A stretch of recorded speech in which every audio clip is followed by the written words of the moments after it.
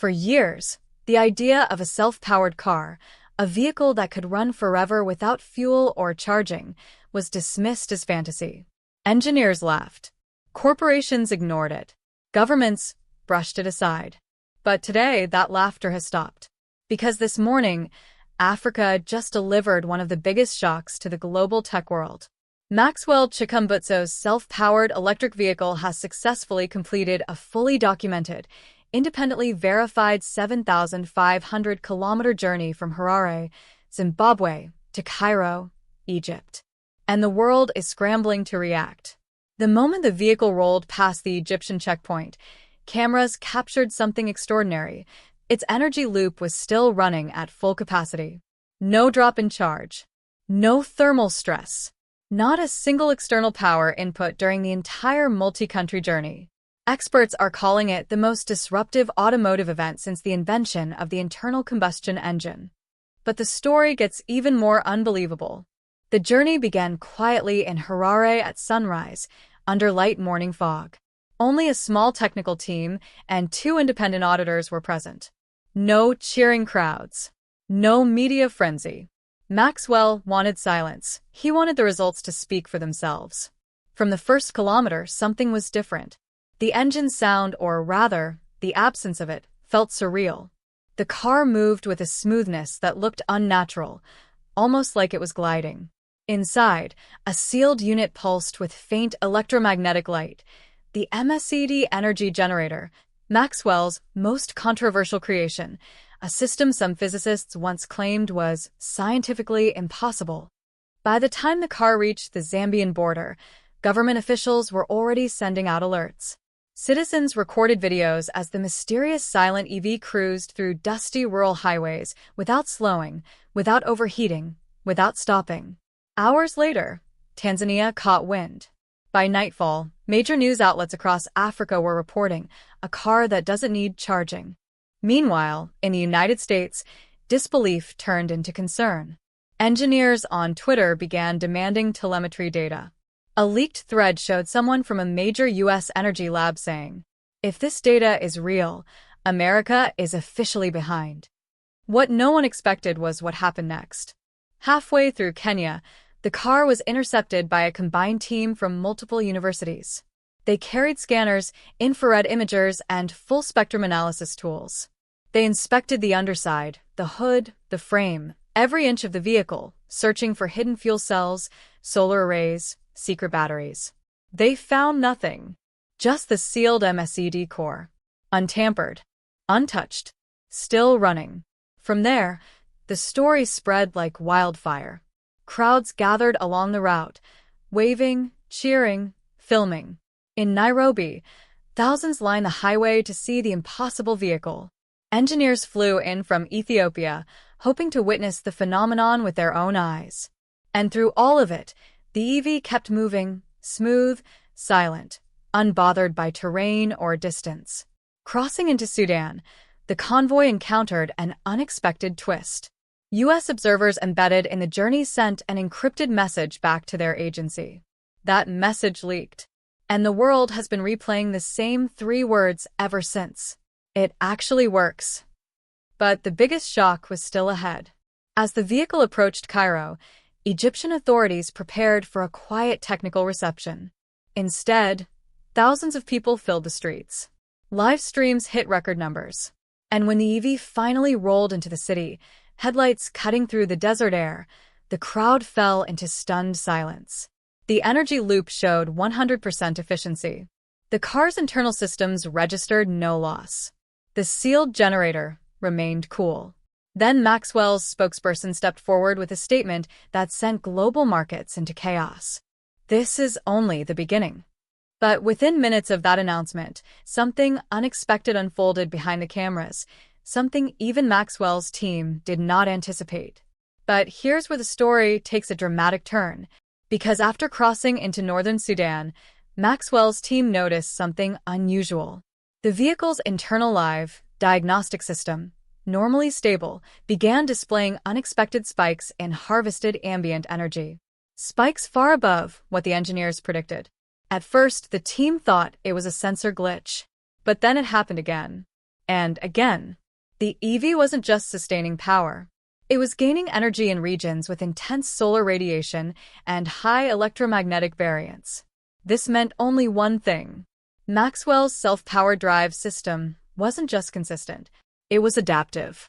Word spread quickly. By the time the vehicle approached the Egyptian border, journalists, engineers, and policymakers were already gathering, waiting to witness the machine that had traveled thousands of kilometers without refueling, recharging, or emitting a single drop of carbon.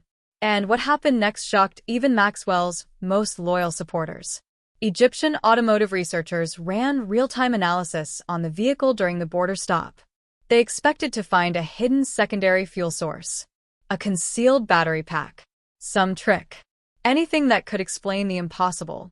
But instead, they found exactly what Maxwell claimed: a closed-loop energy system, a magnetic induction-based power cycle, a regenerative converter beyond current commercial engineering. One Egyptian researcher stepped back and whispered. But Maxwell wasn't done proving his point. Because once inside Egypt, he pushed the vehicle into its most difficult test yet: the treacherous, wind-dominated stretch leading toward Cairo.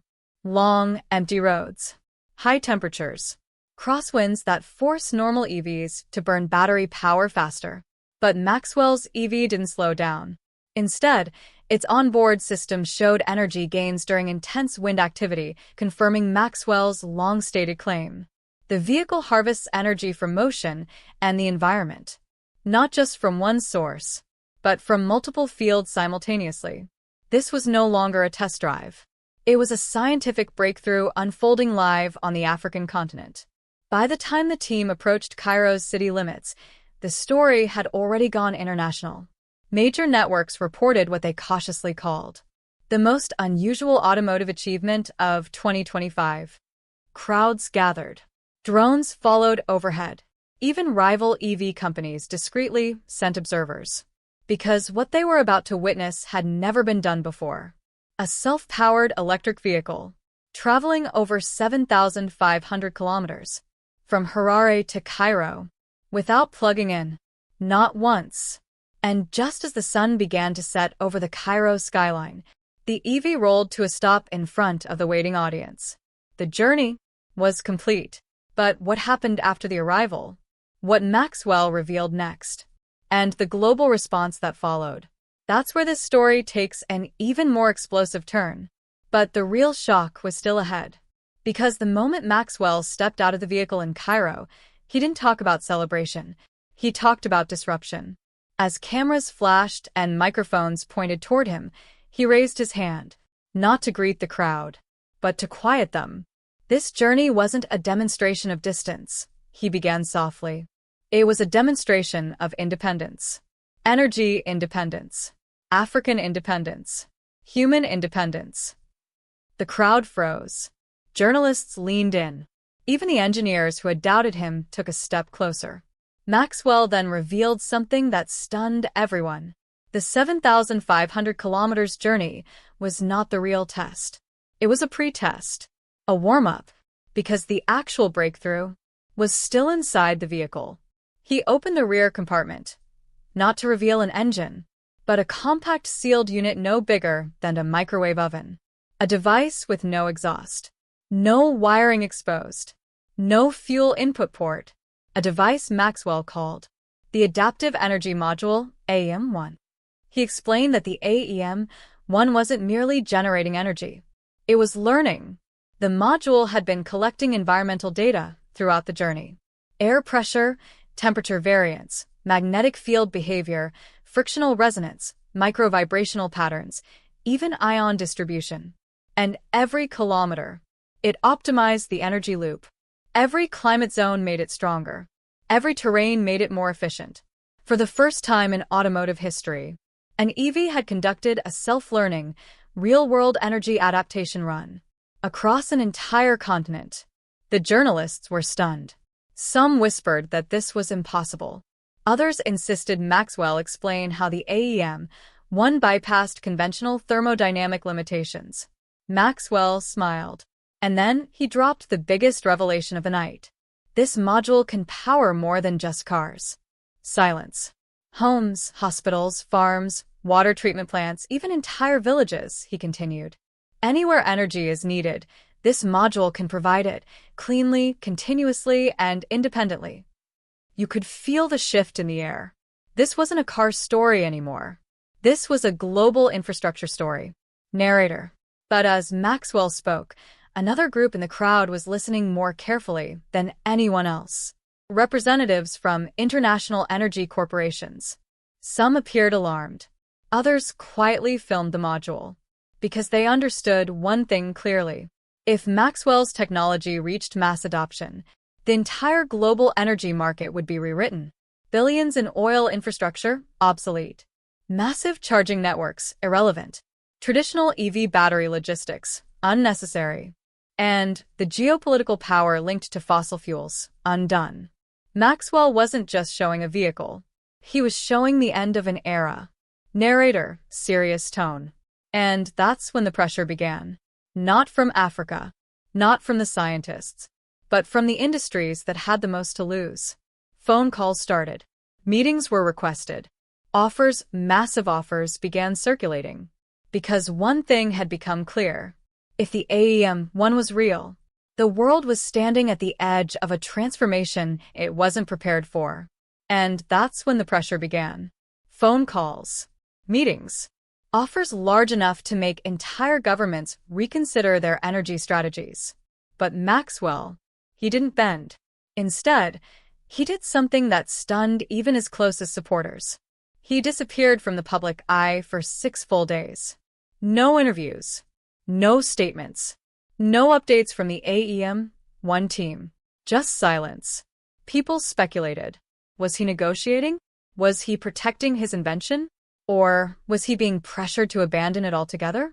Then suddenly he returned, and he didn't come back with a press conference, or a speech, or a new invention.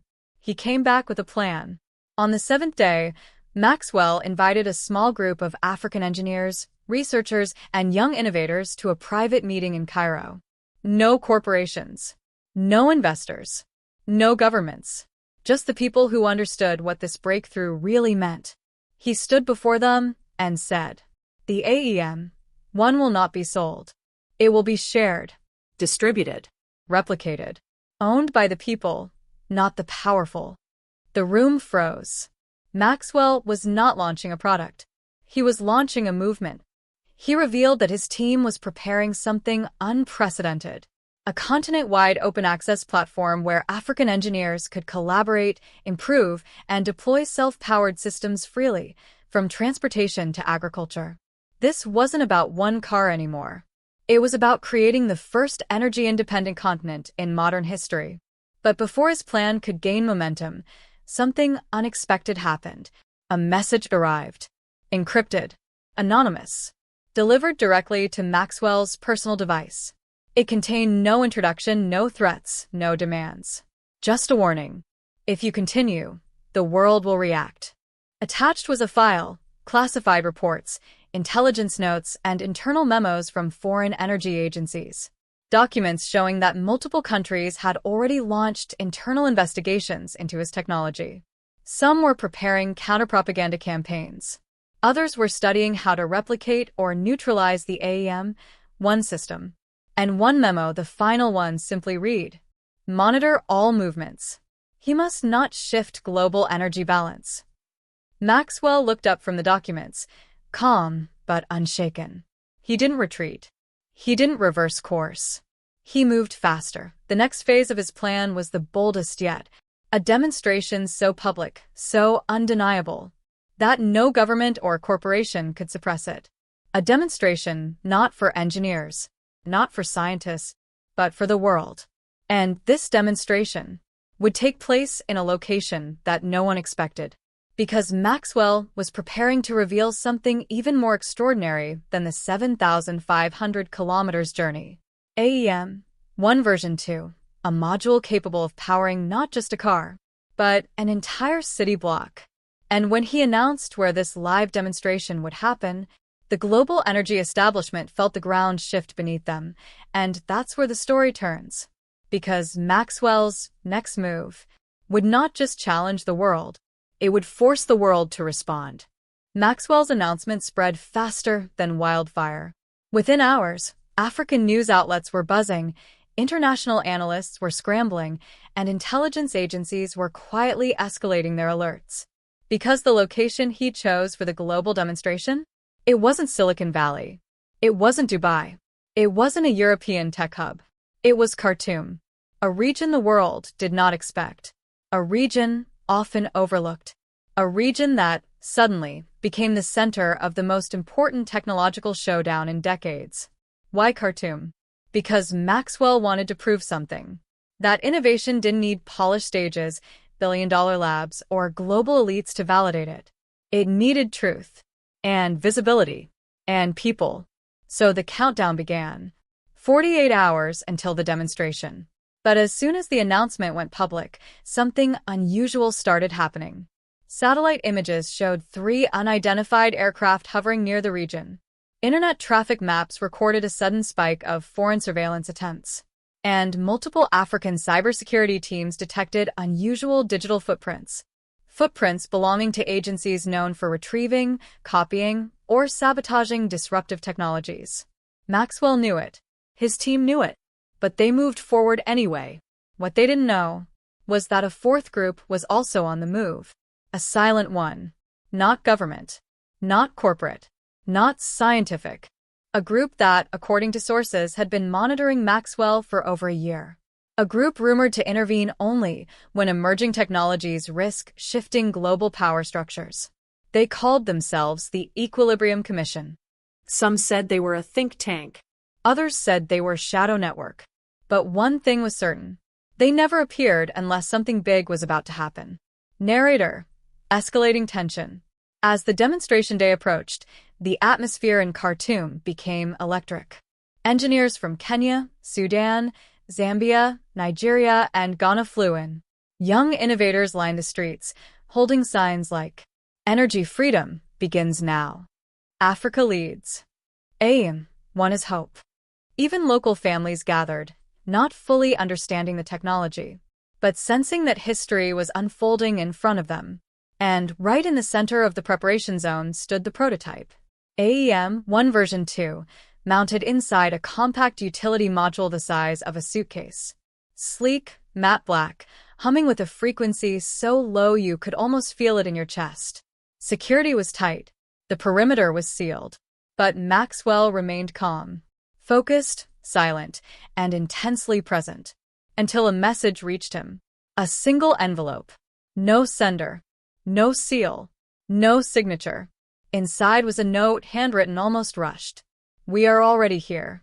Do not proceed. You're forcing a global response you cannot predict." Maxwell folded the note, placed it on the table, and quietly said to his team, "Prepare the module. We continue."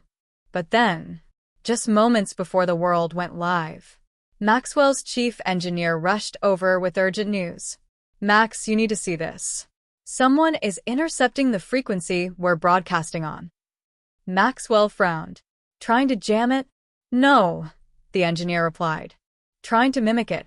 That meant one thing. Someone somewhere already had access to AEM-1's signature frequency pattern.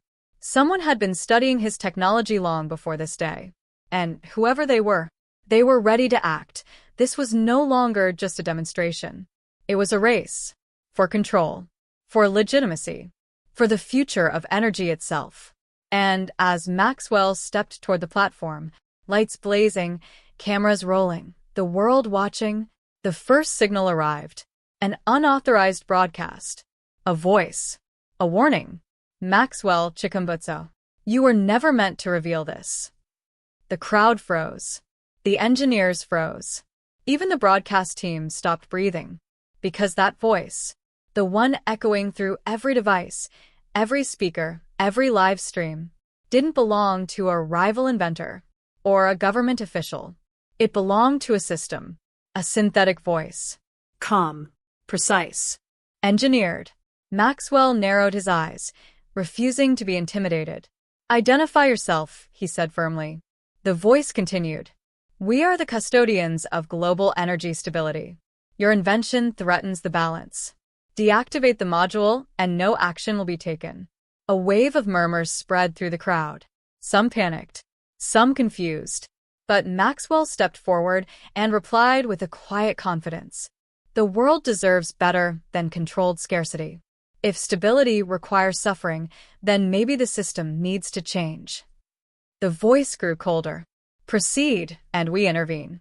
Maxwell looked around him, at the young engineers, at the students, at the families, at a continent full of hope. Then he pressed his hand on the activation panel. AEM, one ignited. A deep, harmonic pulse rippled outward, lighting up the testing grid. Streetlights flickered on, entirely disconnected from the city supply. Drones lifted into the air, powered wirelessly. Vehicles, with empty batteries, roared back to life as if plugged into an invisible source. Khartoum erupted in cheers. The signal was global. Millions watched in disbelief. The custodians attempted to jam the frequency, but the module adapted, shifted, strengthened. They had lost for the first time in modern history. A single demonstration proved, without theory, without debate, that energy freedom is possible. No grid, no fuel, no charging stations, no political leverage, just power. Clean. Continuous. Accessible to anyone on Earth. Maxwell stood on the platform, a lone figure who had just changed history. Reporters shouted questions. Governments demanded briefings. Tech giants attempted to place bids. But Maxwell raised one hand and made his final statement. This technology belongs to humanity. I will release the full blueprint publicly in 72 hours. The world broke into chaos. Some celebrated. Some panicked. But everyone knew. After today, nothing. Not energy, not transportation, not industry, not geopolitics, would ever be the same again. And as the sun set over Khartoum, Maxwell quietly stepped away from the stage, leaving behind a legacy that no one could ever silence again. Narrator, final line. The era of self-powered technology had begun, and the world would never return to the old order.